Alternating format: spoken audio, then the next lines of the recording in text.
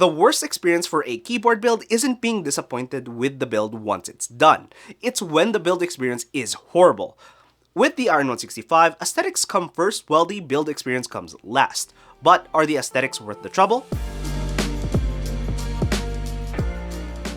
With most customs, you do get some sort of hard case with what seems like the premium treatment. The keyboard normally comes with a PCB, daughter board, and your choice of plate. I chose the carbon fiber tsangan plate. And of course the chassis of the Iron 165. Mostly built and put together, which is where the part that grinds my gears exists. But before that, let's go through the actual specifications of the board. It's aluminum with an anodized finish in a dark teal coloration and a black badge. I have paired the board with lovely shades of reds and pink from the Infinikey Cabernet set. The Iron 165 also has a typing angle of 7 degrees, which is slightly higher than most keyboards when you're popping out its first set of legs. I'm using the round 2 version of the keyboard, which has deep gasket pockets compared to the first round. This is because of the issues people have bumped into on the first round, which I still find a problem on round 2. And no, better, beefier, longer screws doesn't fix the issue of when in the build process it feels like you're carving into metal with each turn of the screw. I've built the Iron 165 twice on stream, and both times it felt like I was using the screws to thread the holes of the keyboard, evidenced by having small bits of metal near said holes. That is a design flaw that would make any person, even experienced builders like me, question if I'm assembling the Iron 165 correctly. For keyboard makers, tap the screw holes. Don't use a screw to tap threads into the board. That's not what it's built for. And if that's actually what you wanted, self-tapping screws exist.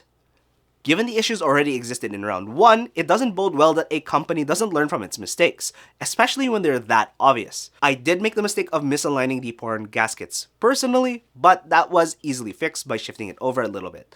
The only other modification I've done is add Milmax sockets. However, I made sure to have at least 2 switches soldered in order to carry the PCB, but let's assume the board is built correctly. How does it look and feel on the desk?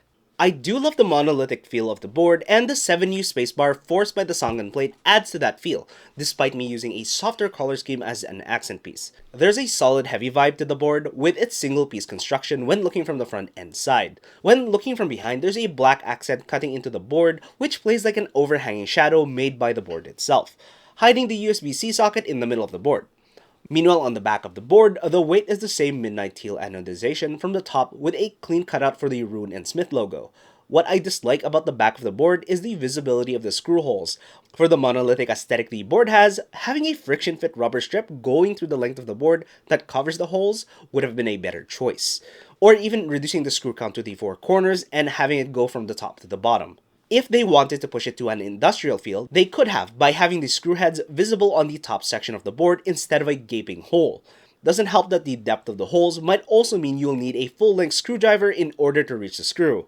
I got lucky and barely made it. Now, how does it feel to type on? Despite having relief cuts in both the PCB and plate, combined with the deeper gasket wells, there is little to no give in the typing feel, with the listed front height of 17.25mm, with mine actually sitting at 17.7mm, probably because they failed to take into account the rubber feet.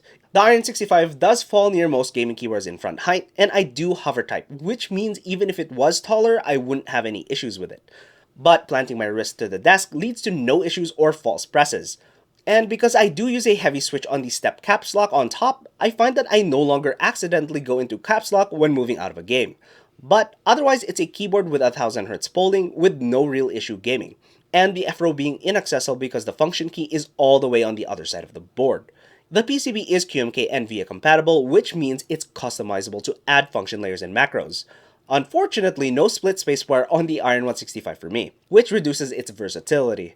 But then again, it's not a gaming or productivity keyboard, more a luxury product. That means there's no extra software perks that most gaming keyboards can actually provide, such as automatic per-application profile switching, not allowing me to automatically remap keys depending on my current active application. The best position of the function key on this keyboard is on the rightmost side, which means I'll have to leave the mouse every time I need to access it. My personal gripes aside, how does it sound when in typing?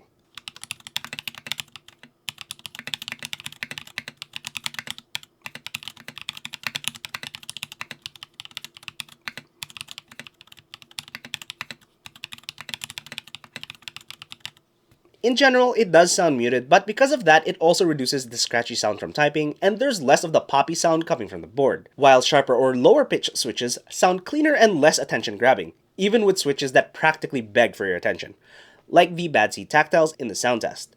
Honestly, I like tactile switches with a large bump, but those switches tend to be loud. With the Iron 165, at least I don't have to go all the way to silent switches in order to not be too distracting. But if you're looking for a loud and in-your-face type of sound, check out this video. Make sure to subscribe for more content on tech and their ability for both productivity and gaming. I'm your host Naka. Have a nice one. Seriously, who doesn't pre-tap their screw holes and then fail to provide self-tapping screws? Or even know about them?